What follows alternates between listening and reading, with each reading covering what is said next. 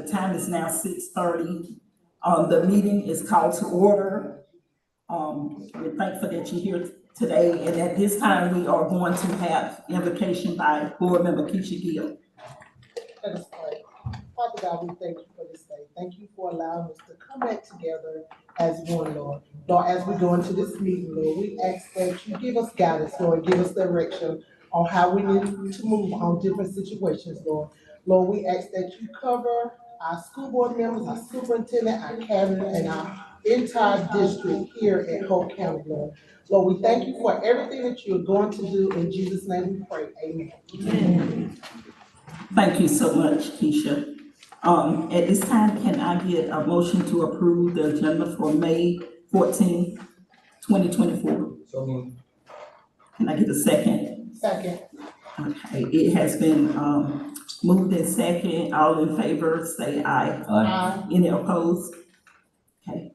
At this time, we're gonna actually keep moving, and it's the chair's report.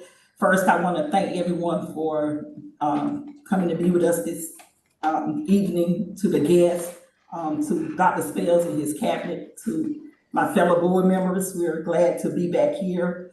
I'm thankful. I want to praise the teachers and the staff as we get ready to come down to the end of the school year. I thank them for actually showing up every day, staff, students, and parents. I know we had some challenges, but we met every one of them, and we improved on the things that need to get better. So I just want to thank Hope County Schools for their hard work. And at this time, I want to give way to my fellow board members, my family, to actually tell about an event that they went to at the schools, because we love going to the schools and it's all about the kids. So if any of you have anything you want to share, you got 1 minute. I'll say good evening, everyone. I would like to say that it was a pleasure to be at West Hope Middle School. To Dr. McLeod and her staff, they had an awesome, I think it was their prom, their social night, about 2 Fridays ago. And I really enjoyed that event. The children seemed to enjoy it. They looked so beautiful. They were dressed nice, and it was just a very special occasion. So I want to say to Dr. McLeod and her staff who put this event on for the students, it was awesome. I would like to say that I went to San Hope Early College Awards, and I go every year. But this year, to me, it was a little different, but it was awesome. My fellow colleague, Mr. Castellon, was there, and certainly the superintendent. And when the superintendent said, "Well, I have to leave because I have somewhere else to go," I was like, "Where is he going?" And lo and behold, he was going over to Dr. McLeod's to West Hope Middle School. So he had a lot of things to do, but again, a lot of people showed up, and it was really, really always. And Miss Pegram, she sets the bar high. So we just had a really nice time there, and I just enjoyed myself, and always do. And I'm coming to you, Dr. McLeod, next year, whatever it may be. Thank you, Madam Chair. So I was scheduled to go to a Skurla school last Friday, but they canceled their event because of the weather, and they ended up rescheduling it for Monday. Unfortunately, I wasn't able to go. I did travel to Raleigh with the superintendent. I was part of the Purple, correct me if I'm wrong, Purple Star ceremony award, and so that's pretty much it. And the one thing I do want to bring up is that there's a lot of stuff that's going on in our Hope County school system, such as something that I addressed with the superintendent, the girls rugby club.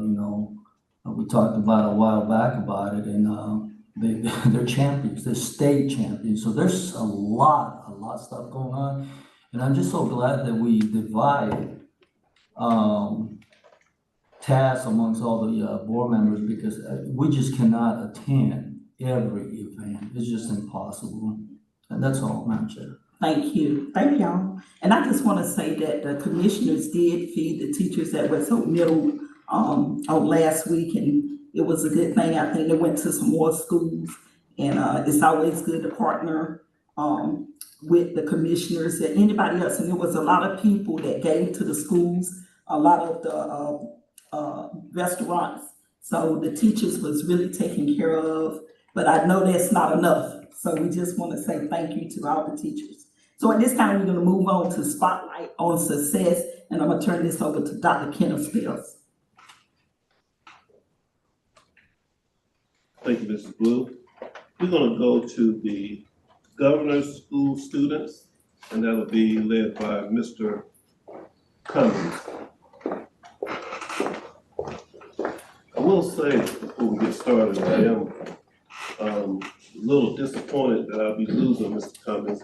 He taught me how to say battle and whoosh. The right battle and whoosh the right way. And all the things he's been doing, and the advice he's been sharing with me about AIG. So I really appreciate him the short time that I've been here and our conversations about South America. Thank you, sir. Good evening, Madam Chair, members of the Board of Education, Dr. Spells, colleagues, parents, students, and friends. It is indeed a pleasure to be here today to present to you 4 of Hope County Schools' amazing students who were selected from among thousands of AIG students across North Carolina to attend Governor's School Summer Program, sponsored by NCDPI. Before I go on, I want to say thank you to Ms. Bat Sterner from Hope High School and Dr. Womble who was at San Hope but is currently at Hope High School, who did an awesome job preparing the packages for these kids to apply to Governor's School. With all their assistance, I am sure that, some of the students might not have gotten to attend. So thank you, Ms. Baxter and Dr. Womble. As is customary, our Board of Education always recognizes exemplary students in our district. Students who are selected to attend Governor's School are no exception. It should be noted that with Dr. Spell's support, the AIG program pays the tuition fee of $600. In previous years, it was $500, but they've raised it to $600. So the AIG program, with the support of the Board of Education and Dr. Spells, we pay for these students. Fortunately for us this year, one of the students got a scholarship of $600, so we appreciate that. And that was paid by the alumni of Governor's School. The goal of Governor's School is for students to help build a vibrant learning community. Learning focuses on the exploration of the most recent ideas and concepts in each discipline. It emphasizes cooperating collective efforts ranging from orchestral and choral music to partner experiments and whole class projects. And it does not involve credit, tests, or grades.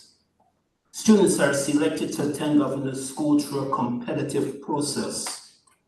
Governor's School will be held at 2 campuses, Governor's School East at Meredith College in Raleigh, and Greensboro, Governor's School West at Greensboro College in Greensboro, North Carolina.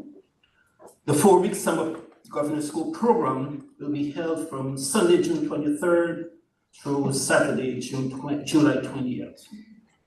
Representing Hope County Schools this summer at the prestigious Governor's School are rising seniors, Camila Bird from Hope High School, Anselmo Siraco Sanchez, I hope I didn't mess up your name, Christopher Jones, and Alison Pratt. As I call your name, could you come forward? I'm going to speak about you individually. So Camila, could you come forward, please?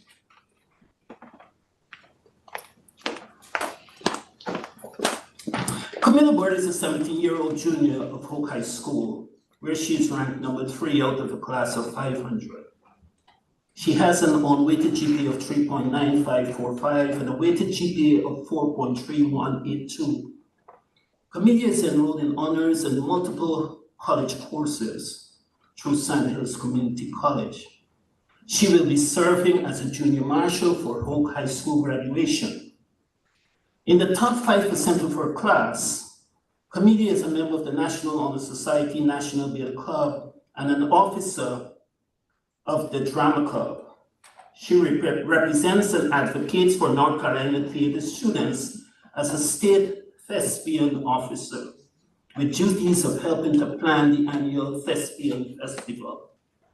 At NC Governor School, her area of focus will be social science, and she has a passion for the history of law and politics in America, and ways it can change in the future. Camilla hopes to attend college at UNC Chapel Hill and major in political science. She plans to attend law school and become a civil rights lawyer. Upon graduation from law school, she hopes to work towards the equality of everyone, regardless of race or gender. Anselmo, could you come forward, please?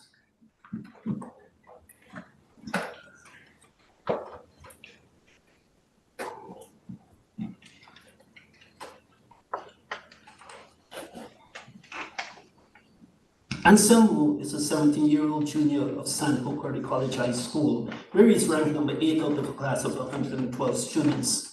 He has an unweighted GPA of 3.9 and a weighted GPA of 4.5.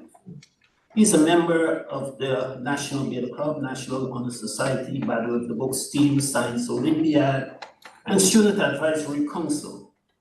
Anselmo is in the top 10% of his class and excels in the AIG program at San Jose. As an avid reader, Anselmo has led the San Jose Battle of the Books team to first place in regionals and third place in the state competition. At NC Governor School, his area of focus will be natural science.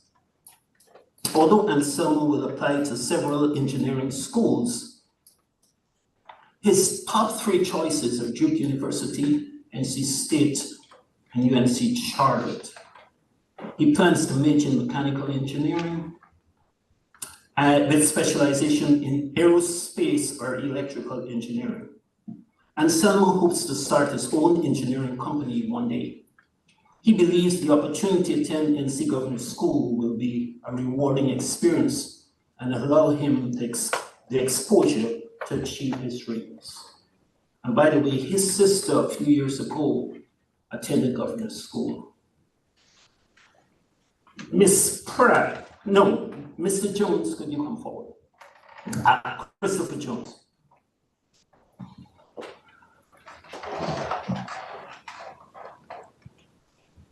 Christopher Jones is a 17-year-old junior of San Jose College, where he's ranked number 9 out of a class of 112.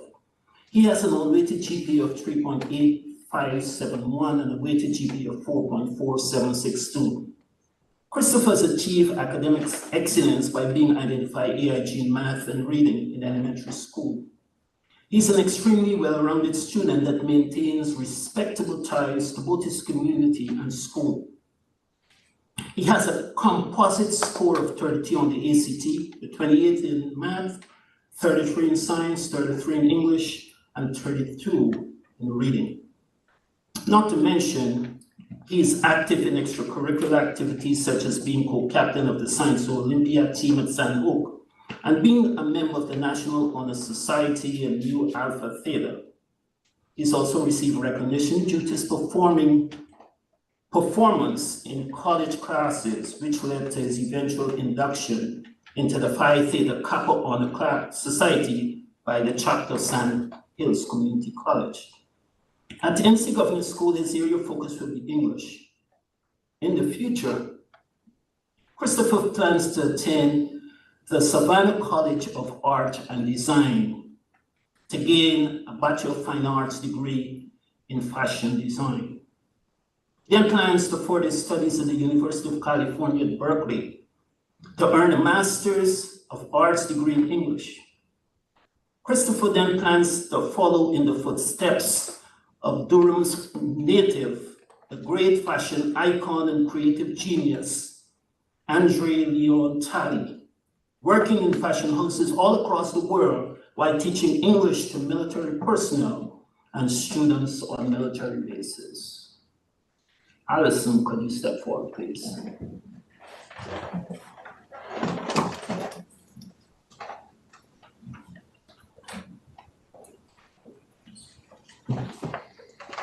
Alison is a 16-year-old junior at San Jose College High School, where she's ranked number 13 out of a class of 112. She has an unweighted GPA of 3.8421 and a weighted GPA of 4.4211. She's also a remote learning student at the North Carolina School of Math and Science. Alison is a member of the National Honor Society, Science National Honor Society, National Beta Club, and Mu Alpha Theta Honor Society, where she currently holds the leadership position of secretary. Additionally, she's a member of Duke University's TIP program and Johns Hopkins University Center of Talented Youth. She has conducted research at UNC Wilmington involving biotechnology, focusing on gene therapy for diabetes mellitus. Her extracurricular activities include Science Olympiad, volunteering at her church, and volunteering at the Fayetteville State University. Fayetteville State University's planetarium for the STAR docent program. Her hobbies are baking, spending time with friends, and learning about what's hiding outside of our atmosphere. At Tennessee Governor's School, our area of focus will be natural science. In the future, Alison wishes to apply to many colleges. But her main choices are MIT, Massachusetts Institute of Technology, NC Chapel Hill, and Princeton. She hopes to major in astronomy or chemistry.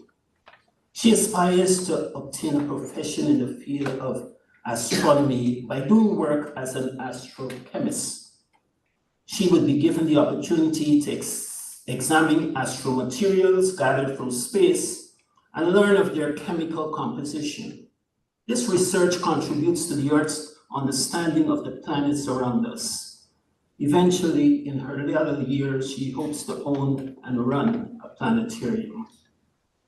As you can see, all 4 students are grateful to the Board of Education and Hope County Schools for providing them with an awesome education and the opportunity to attend Governor's School Summer Program, where students who are among the best and brightest in the state gather for the love of learning and the joy of creativity. As is customary, on the return from Governor's School, please listen carefully, you will be expected to share with the board highlights from your Governor's School experiences. I want to say congratulations to you all, and I know you guys have a bright future ahead of you.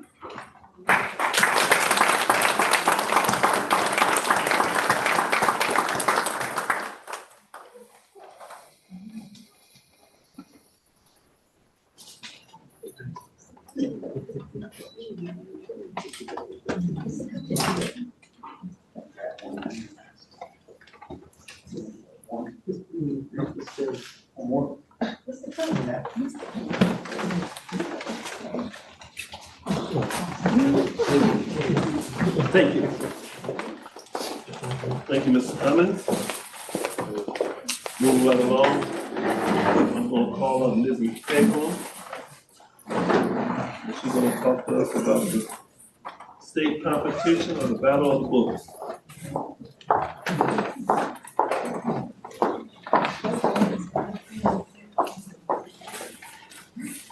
Good evening, everyone. Good evening. Well, Sandhook is on the run again. Y'all look so good, Allison and all you guys. I'm so proud of y'all.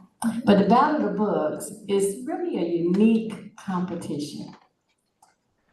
And this year's team went in with 2 freshmen, 1 sophomore, 2 juniors, and 1 senior. So the senior's gone, and now the junior has to step up. and we'll recruit some new players. But it's not an easy competition. It's led by Dr. McGurk, who could not be here tonight, and she's a phenomenal coach. They get a list of books somewhere in the summer. We've already ordered our books so they can start reading. They read books, novels across the spectrum, and then they sit in a competition and someone asks questions. And they get to talk to each other briefly to help each other out to answer the question. That means somebody had to be the expert in every book. So this year's team won local against Hokai, and then they went to regionals, and they won down in Lumberton, and they competed against about 5 different districts. Then they went to state. They came in 3rd place in state, but they went from 5 teams to 8 teams competition. So Battle of the Book is rising, and it's a good competition. So Ansimo and Helen, I think, are the only 2 here. Am I right? Will you please come forward? Helen is our freshman, and she was a monster, y'all.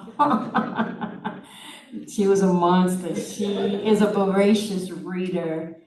And Ansimo is our rising senior, so between government school and all the other things he has to do, he's gonna have to read the summer books. Ladies and gentlemen, this is only part of the team. The other ones couldn't be here, nor could Dr. McGurk, but let's congratulate them on the job.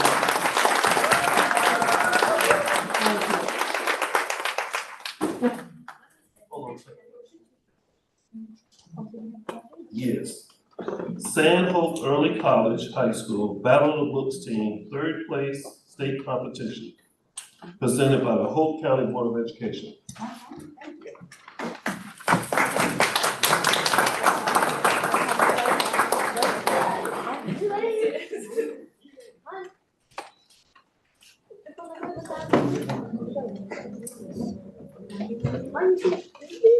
Thank you. Thank you, Ms. Baker. Thank you, sir. Thank you so much, and congratulations to the students. At this time, we're gonna have public comment, and I'll turn this over to Attorney Grace. We don't have anyone signed up for public comment this evening, so we can move on to the next agenda item. All right, the next, no public comment, we'll move on to the consent agenda. We have the minutes for April 16th, 2024, the school board policy 2nd read, and state budget amendment number 3. Are there any questions about the consent agenda, board members? Madam Chair, Yes, I move to approve the consent agenda. can I get a second? It's been, motion has been made to approve in second, to approve the consent agenda. All in favor, say aye. Aye. Any opposers? Okay, thank you. Next, we'll move on to information, and we will have the month, to date financial statement as of April 30th, 2024.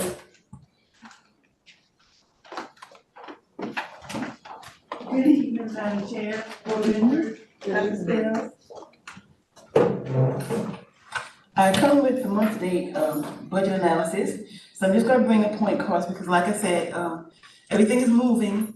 And at this point in time, we're moving things back and forth to make sure we spend all of our state money, to make sure we have money left over. Okay, so we did Fund 009 PRC, which is our non-contributing employee benefits. So that's basically, that number is gonna change every month because that's when people get, when they get their, when they're leaving the system or they get annual leave or longevity, that's where that comes from. The state just gives us the amount that we need per month for each employee. Then I'm gonna move to PRC 040, which is safety and security. That's a late drop. And last year, it was part of 39 school resource officers and safety. So they divided it this year. 39 we got very early, which was just basically for our SRO. And then 40 dropped awfully late. So, but they've already had plans for it, so they know how they're spending it. And it does carry over to the next year. We also have, if you look at PRC 68 and 69, they run together. 68 is basically for Turlington School. They're 9 teachers, that's what they're paid out of, so as it runs down, we have to take money from 69 to make sure they continue to get paid. So 73, PRC 73 with school connectivity was also a late drop. And that basically takes care of some of our WAN. It helps cut the cost of some of our WAN, which is what helps us to keep internet in the school. Then we have 131 that we can look at, which is textbooks. And because we don't have like physical textbooks anymore, we're allowed to use that for programs that are, that we can use on a computer. And then we have a late drop of PRC 253, which went to CTE, which is called the Health Career Program Promise. And it just helps them to take care of, it's not for any expenses, it's just to help the children go to different things that they can't afford with their other budget. So this year they're going to the HOSER National Conference, and that will be in June. That's the only one that I want to really touch bases with you about, because the rest of them are just basically holding things for expenditures and salaries. And like I said, we're cleaning those up. Any questions?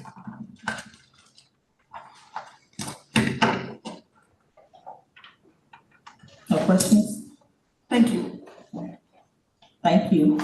At this time, we're gonna move to construction updates, progress, with the budget update.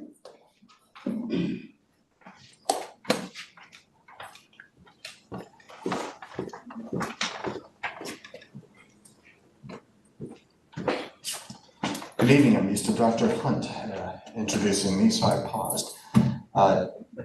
Exciting news going on in the district. For me, it gets exciting when you start seeing the building go vertical. For too long, you all didn't see much happening out there except a bunch of equipment and pushing dirt, but now you're starting to see it go up.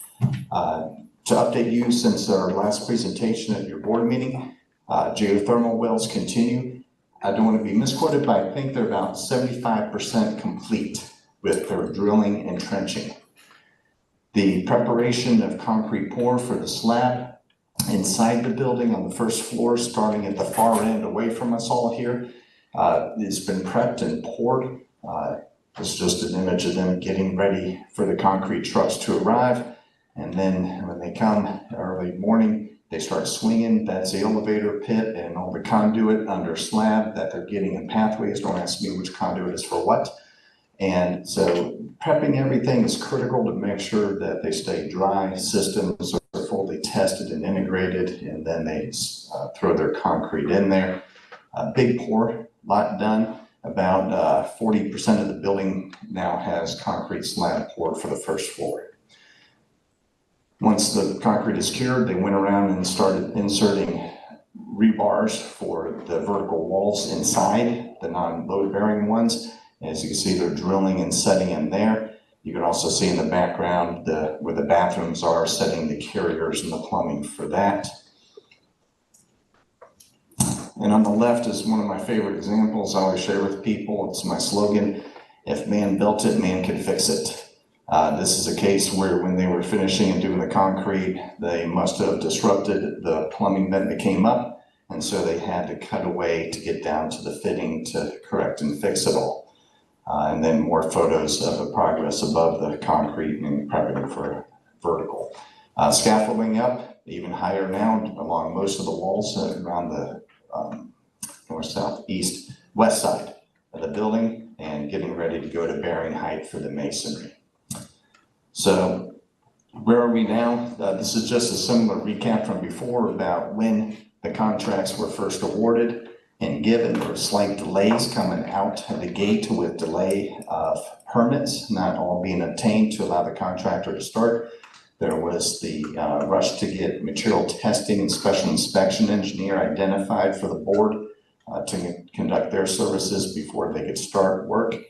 And right now they are continuing to fine tune their schedule. Right now, tentatively, it's an end of December 2025 finish for the school. That's not the project, that's just the new vertical school. Then staff can begin moving in, and once staff has vacated this part of the campus, then the next phase would happen, which is the abatement of asbestos-containing materials in the buildings, the demolition, doing the bus parking lot, the tennis courts, and additional drives through this area. That would take about another 6 to 7 months. So right now, your staff is working together to lay out a plan to occupy the building at the end of December 2025, so they can be ready then to step into the next phase of work. Where you are with the budget right now, the contractor is currently at about 9.6% paid. They currently have submitted a payout number 7, which is under review. They'll probably be processed in the next weeks ahead, which would then put them just over 12%. They used an unchanged amount, about 11.2% of their contractor contingency. And these again were for the temporary parking lot issues and then the reimbursement of some permits. They've not used any design contingency as of yet. Next slide. Your contingency expenditure has increased. You've consumed approximately 30% of it right now. We had some early ones go through, which are just general for the permits and some other items and issues. However, this was a big one, and this has to do with a discrepancy on the survey that was originally conducted by the schools at the beginning of the project. At the beginning of the project, the surveyor went out and identified a water line that went from by the stadium across the footprint of the school and out towards the front, and had identified that as a water line, which it was. However, it is not a potable water line. That was a well service line for the city of Rayford. They have some wells out somewhere that way, and the line came through the site here onto the water treatment plant. So that was not discovered until about January. So everything had already been bid out, contractors had mobilized, and they were getting ready to start their connection and tie-ins to that line, and when everything was brought to the attention of the team. So then the engineers came up with some solutions to add a water line service from the street out here, coming around the building for the fire loop and tying into the building and all that. I had to make some adjustments to some storm lines that were interfering with the new pathways, and to get the line rerouted around the building for the city of Rayford's water supply. So with all that in there, there was some time that was taken up to come up with solutions, and then to negotiate the pricing on them, and then to get it approved. There was also a few other discrepancies on the drawings that did not indicate on the survey where the field house water line actually came through the building footprint also. That had to be reconnected and routed to the permanent service line that I previously described. So there were some unfortunate incidences that happened there that caused that expenditure of your contingency fund. Those are not directly attributable to the contractor nor to the designer, since it was the surveyor procured by Polk County Schools. The good news is we're completing some other changes, which are actually savings. We have a big one, the geothermal field. We were able to reduce it by quite a bit, which then is going to turn into a lot of savings, and we will be updating you on those final amounts at your next board meeting. A lot there, so I'm going to pause for any questions you might have before I jump into a brief summary of the financial report. Okay. So as you can see, every month when I present this, it's the same items and amounts. Any changes are highlighted in the lighter color. Most of those are just expenditures, such as for the contractor for making a payment on their application, anything to the design team. We did have one change in services by the material testing company. That water line from the city of Rayford, when they unearthed it, they discovered it actually has an asbestos containing material around it. And so we had to have the testing material company come out, sample it, verify it, so that then the contractor can put together a plan with the state to remove and abate it. So there was an additional $1,500 to the material testing contract, and that's what the change represents there. That is my update, and if you have any questions, I'm glad to answer them. No questions? Okay, thank you. You're welcome. At this time, we're gonna have the vacancy report.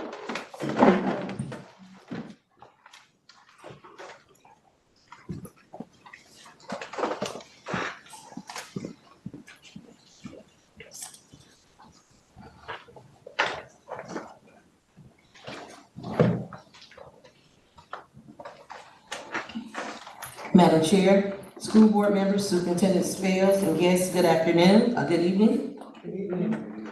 Tonight, or this evening, I would like to present to you the Hope County Schools May 2024 vacancy report. You should have a hard copy in front of you that you can look on with me. Let's start with our elementary schools.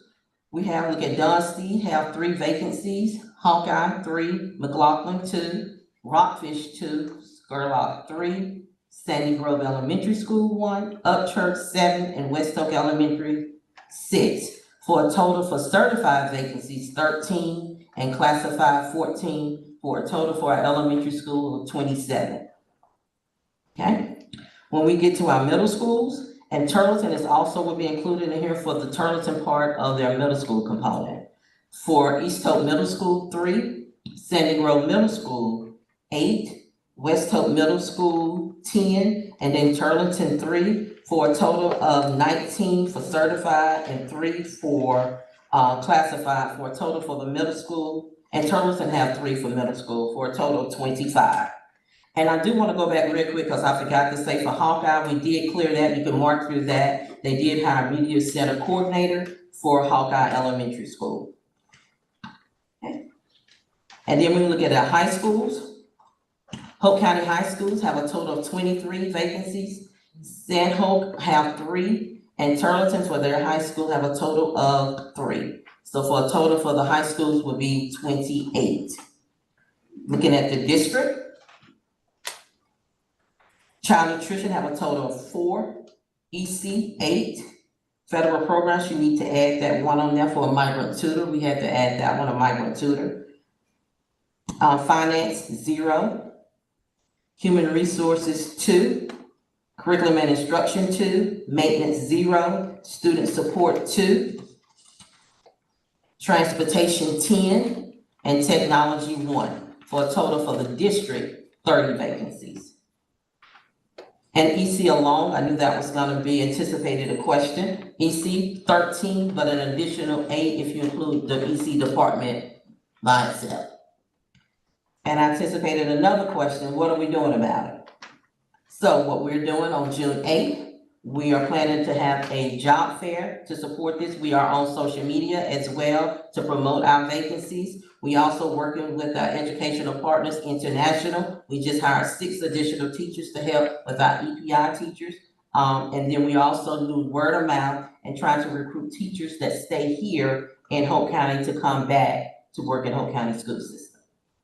You have any questions about the vacancy report? Okay, thank you so much. At this time, we're gonna move to the action items. We will begin with the 2024-2025 local application, career and technical education, state and federal funding. Thank you and good evening. Ms. Smith, Ms. Marsha gave, I think, all the board members one of these binders maybe a couple of weeks ago. So I'm just gonna kind of go over that. So every 2 years, we have to conduct a comprehensive local needs assessment. But every year, we have to apply for funding for state and federal government. And so what it was in your binder, and actually what is online, is your assurances, your debarment insurances, and the certification regarding lobbying grants and cooperative agreements. because that's what you agreed to when you approved this plan. This plan is approximately 90 pages. Included in this is the budgets that we operate off of. The only one that's not listed is the one that Ms. Walena spoke about, which was one that we applied for this school year for our health science students. But we operate and are kind of graded off of 8 performance indicators. And for the past 2 years, we've grown in all areas except for one, which is science. And then another area that we've not grown in is the testing.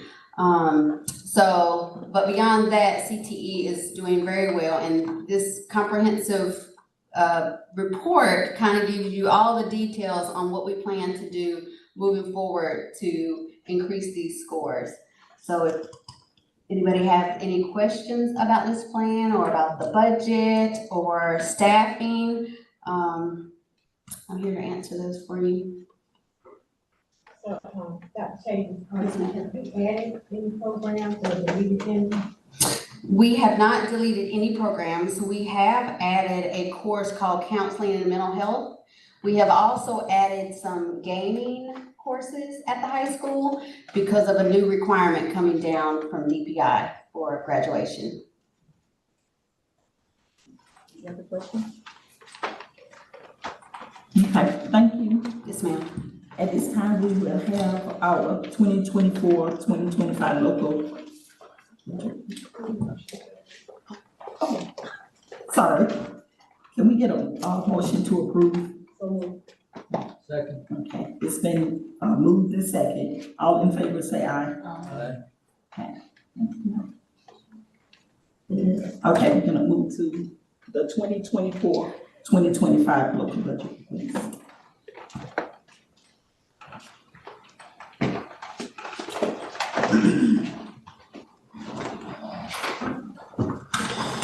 Good evening again. Good evening. We come to discuss the local budget for fiscal year 25. And I believe you all received books, but today I gave you, we had to change 2 pages, 3 and 4, so that's what I gave you today. If you have your book or your budget, you can follow along. This year, because our ADM dropped, so my understanding is that once they give us a number, they don't go down. So that in itself is a blessing because we have less children this year and we have to go off by that number. We also have had an increase in students who have gone to charter schools. So we went from 500 to 639 students that have left the whole county schools and went to charter schools. But we only had 500 last year, so that's only 139, which is still too many. But it also, it affects our numbers. So what we're asking for now, when we ask from the board members, we're asking for an enrollment of $9,106. So this year, I was asking for $850 per student.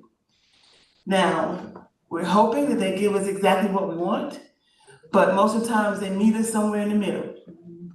So with that amount, it's going to allow us, because of all of our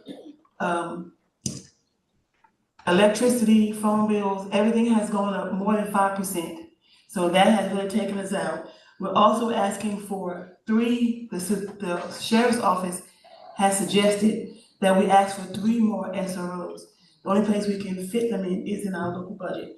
So we're also asking for that. Now salaries are in our local budget in Fund 2. We have our directors for maintenance, our directors for transportation, all of our maintenance men, some of our transportation men. So of course, we were promised a 7.5% raise last year. We got 4, so we're supposed to get 3.5 this year. So we had to put that in also, which means that once the salaries go up, so does the retirement, health insurance, everything goes up with it. So we had to ask for that. Now we have had tremendous, we had a really uproar some of our board members, some of our board items. So we had to make sure we have enough money in those items to make it through the next year.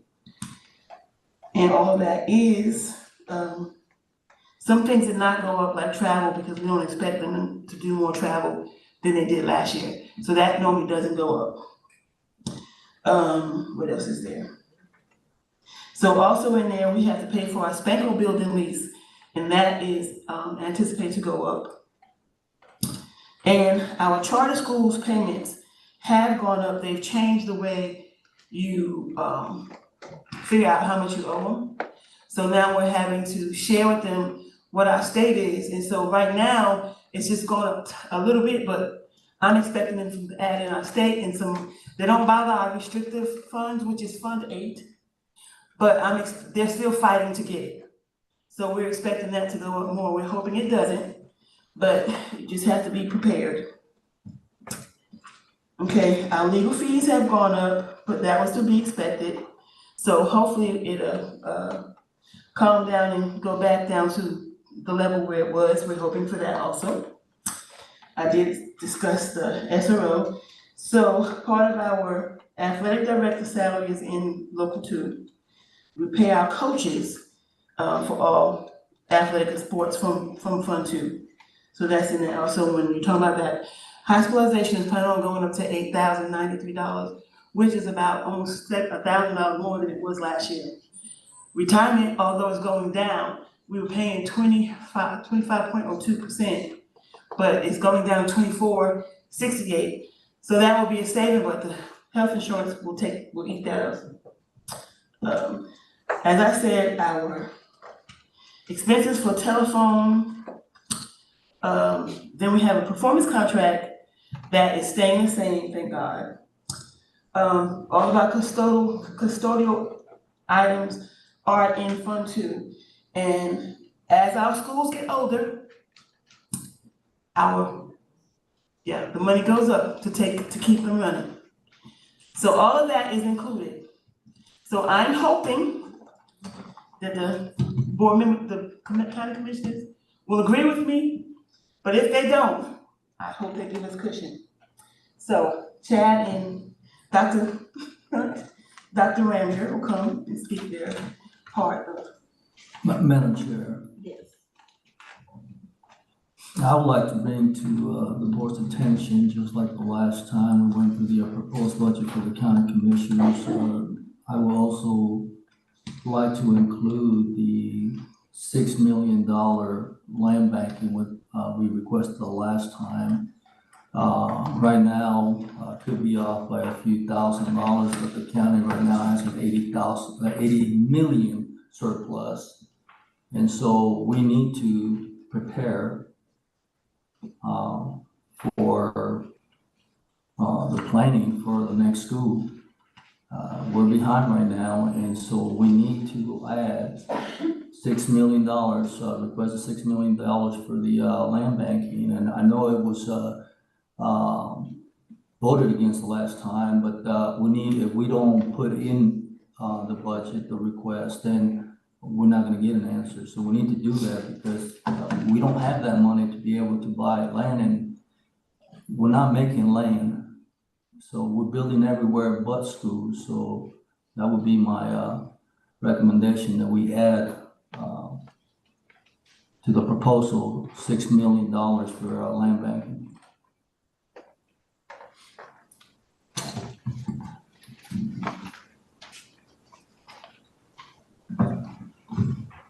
Good evening, Madam Chair, board members, and Dr. Spills.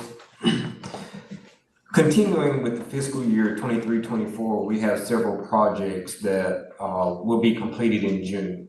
We haven't been able to start those projects because students are in session and are occupying the buildings, and we wouldn't want to put construction ahead of the students and their well-being. But we do have several projects that will be completed by June 30th. But with that being said, we do have a couple of requests in the current fiscal year that we are going to provide over to the county commissioners to request that money is carried over into the 24-25 school year. And I will let Dr. Ramshaw speak to those two projects specifically.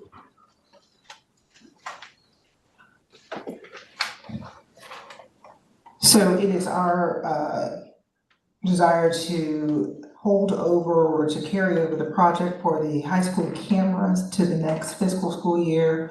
The rationale behind that is Encore, who was the group that we chose to do the work. But when we had the contract approved, there were several other entities that they were working with, and one big order got in front of us.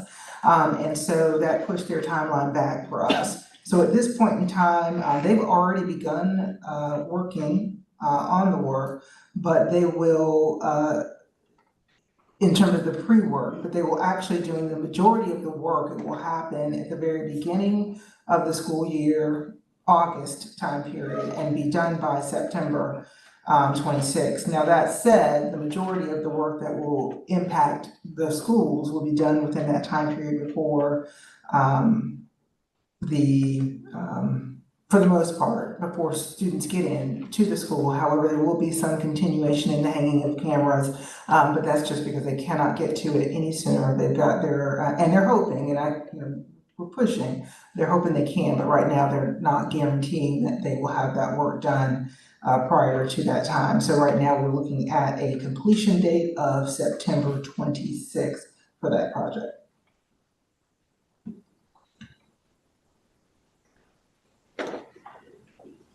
The other project that we are working on right now is our Sandy Grove Middle School phone project. And in this case, we've done a lot of work on the project, gotten several quotes, different vendors. And this project very well can be done and hopefully will be done before June 30. However, just wanted to give you an update on where we are with that. What's happening is back in 2019, the FCC said, hey, you know what? Phone companies no longer have to use the old copper lines, if you will, which is the lines that we're most all familiar with. Because they no longer have an obligation to keep up and maintain those lines, it's become sort of what they call old technology. As a matter of fact, only 12% of active voice users still use the old copper lines, and we're one of those old voice users. So we are looking at making a transition, not just for Sandy Grove Middle School, but for the entire district over to the updated VoIP or voice over IP robust voice network. That said, there are lots of benefits that come along with that, but we're making sure with that, we'll have to make sure that we have hardware that will support the voice over IP. So there's costs associated with that. We're going to do 2 phases. Our first phase will be Sandy Grove Middle, Turlington, the EC offices, and the Board of Education. And then we'll finish with our phase 2 after the fiscal year ends with the remainder of the school district. And there are quite a few benefits for making that change. So that we're scaling up that project to not just include Sandy Grove Middle School, but to include the entire district. Okay, thank you. I need a motion to approve the 2024-25 local budget request, but to also add in the $6 million for the land banking. So moved. Can I get a second? I have a question. Okay. Okay, I'm looking at the first page of this new budget. It's talking about canopy replacement at Hawkeye Elementary. I thought that was replaced last year. No, ma'am, that canopy has not been replaced. That happened around, the damage to that canopy happened around April, March of last school year. And it has not been repaired nor replaced yet at this time. I'm sorry, Madam Chair. Yes. Dr. Hunt, there was a canopy replaced, or in the process the last time where there's a safety issue that was tagged along with that, and that was another school. That was the maintenance department, the building at the maintenance. Okay. Yes, sir. And at Hawkeye Elementary School, I think that part of the discussion was around the chimney which was taken down from its original height, which was not taken out of the capital outlay budget.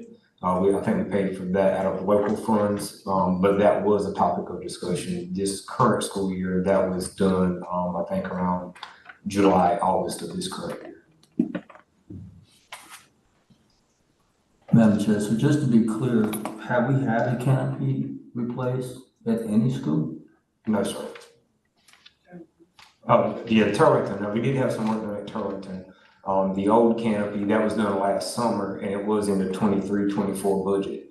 But it was taken down and a new one was put up, on the left side of the building, if you're standing on Prospect looking at Turlington.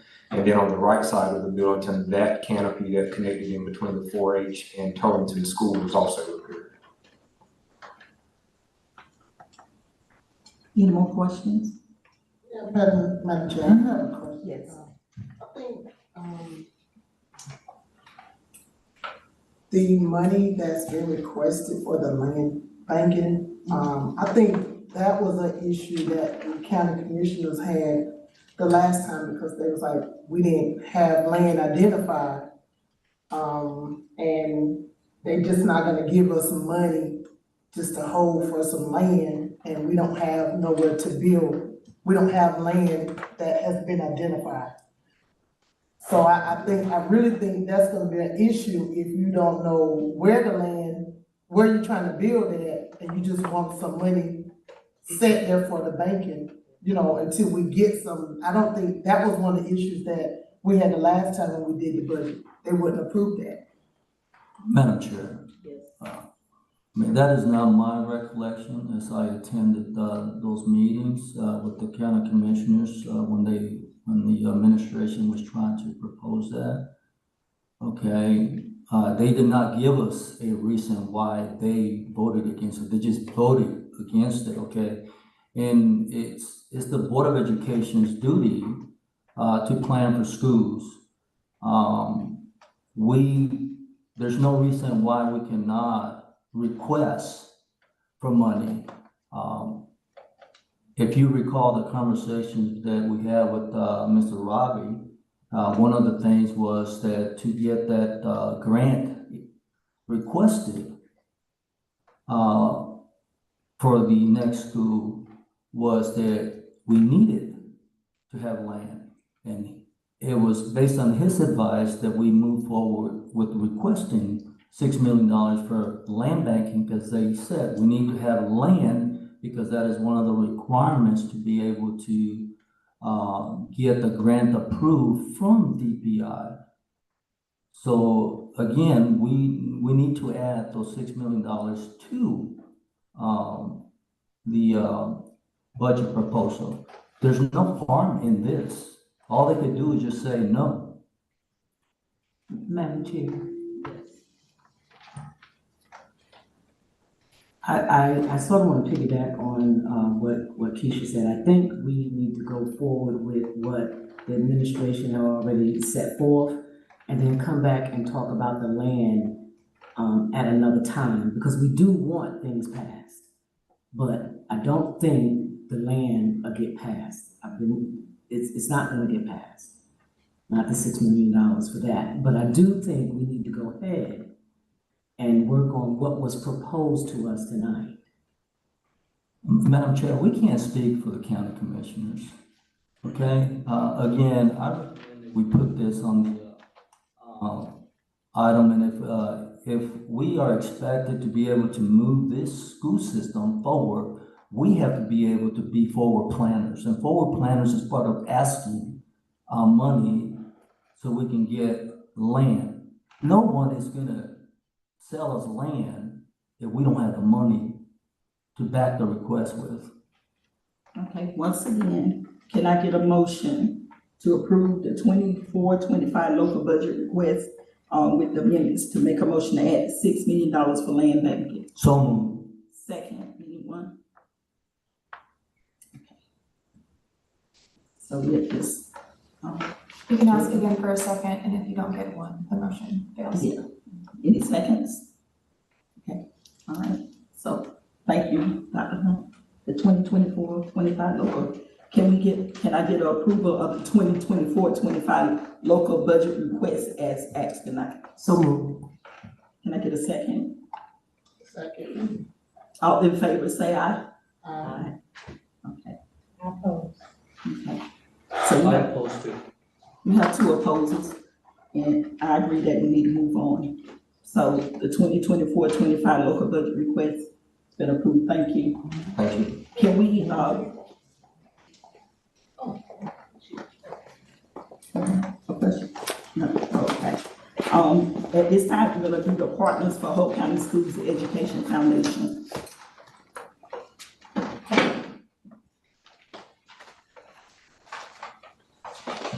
I received a letter from the Partners for Hope County Public Schools Education Foundation. What they're asking for is this is the group that we normally pay $30,000 per year. And, is to help them with the administrative costs, operational costs, insurance, maintenance, and all of that. And we've been doing that since the building has been there. They're requesting, they're saying that, and I think the letter should be in, they're stating that their costs have gone up. Now, we don't get anything back from this, we just allow our teachers to stay there. So, they're requesting that we consider increasing that annual fee to from $30,000 to $50,000. But they're also requesting that we take the rent up from $725 to $850.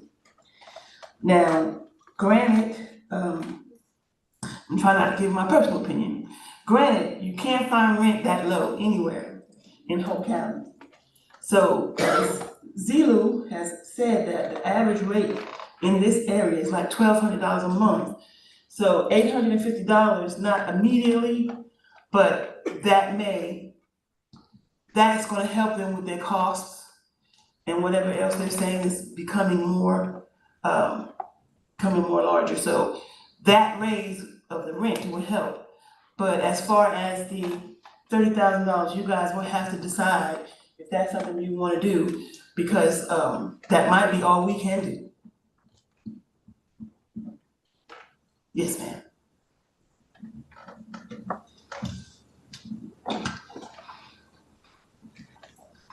So your, I don't know, professional opinion, your finance officer, what can you do? Well, if we take the rent up to $850, you'd have to give the occupants at least 3 months. So nothing would happen until the start of the next year. Because they'd have to receive a letter telling them that their rent is gonna go up.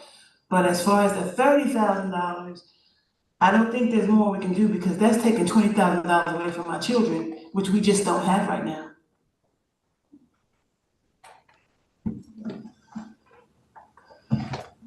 But when you think about it's 22 apartments, Chad? 24. It's 24 apartments. So we're talking about $150 24 times. So that's gonna be a bigger increase for them, because we don't get that money. It goes to them. Are you talking about the teacher apartment? Yes, ma'am. So all the apartments are filled with teachers? There is, well, all apartments are filled. But are they filled with teachers? I don't know. You'd have, Because I feel that's what they're for, right? that's what they're for. Excuse me. Managing the building. Ms. Daniel? Ms. Daniel is Ms. Daniel? yes. Madam Clerk, if you don't mind, yes, a question. Are all the apartments filled, Keisha was asking by teachers? All the apartments? Keisha was asking, were all the apartments filled by teachers? We have 20 of the apartments that are filled by certified teachers at this point. We have one that is filled by an administrative assistant. We have one that is filled by a teacher who actually retired, and then we also have 2 that are filled by, directors. So 20 out of the 24 are teachers. 20 out of how many? 20 out of 24. And then if you think about it, if they raise the rent to $850, that will be $43,200 extra a month that they'll be receiving. Madam Chair, Yes, did you say that we're housing a retired teacher? That's what we are. Is that teacher employed by the whole county school system? She was employed as of April of, I think, this year, but not at this point, She's not. not at this point. Okay, so just, I'm kind of curious, should she be in there then? That is I a mean, that just discussion. opened up more questions, so, I understand that the whole purpose of this project here originally was to be able to have teachers, because of their pay. And I understand also that the average is like 12,100 a month. But the initial intent of this project was to make sure that we can bring in teachers, that don't get paid a whole bunch, so, I mean, this is a difficult situation that we're in right now, Madam Chair, but the one thing I'm curious about is that the insurance went up from 6,200 to 11,000. Is there documentation to support that claim? They have not sent any documentations, but I can attest that insurances have gone up. Well, I do agree with you, Ms. Richardson, insurance has gone up. Yes, sir. Okay, but Madam Chair, will feel more comfortable knowing that we have documentation to support that we went almost 100% Okay. on the insurance. I just think we should have supporting documentation to support the 11,000. okay. And not to deal with the retired teacher. I can request it, sir. Okay, thank you for that. At this time, we got the Partners for Hope County School Education Foundation. They asking for $20,000 and to raise the teachers that's there renting. So at this point, we need to make a motion to decide whether we are going to move on this or not. So can I get a motion to approve this or move on this or? Based on what Melina is saying, I don't think we have the extra, 20,000. So Based on what she's saying. not to approve it. Or you can have, if there's a request for additional information, the motion can be to come back, table it, and bring it back with additional information. Okay. I would move to table it and Okay. come back to it. Okay. Okay. We'll table this and we'll bring it back maybe, next month? Okay. Thank you. Okay, can I get somebody to second that? Second. Okay, all in favor? Any opposers? If not, at this time, I'm gonna ask if, board chair, Pastor Long will give us the closed session. We'll get ready to go into closed session.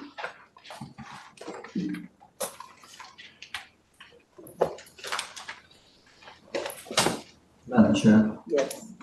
I move to go into closed session for the following reasons: to consider confidential personal information protected under North Carolina General Statute 143-318.11A1.83, to consider the initial matters related to initial employment of individual employees pursuant to North Carolina General Statute 143-318.11A6, and to consult with the Board of Education attorney and to preserve the attorney-client privilege as provided in North Carolina General Statute 143-318.18A3. Thank you. There's been a motion to go into closed session. Can I get a second? Second. All in favor? Any opposed? At this time, we're going into closed session.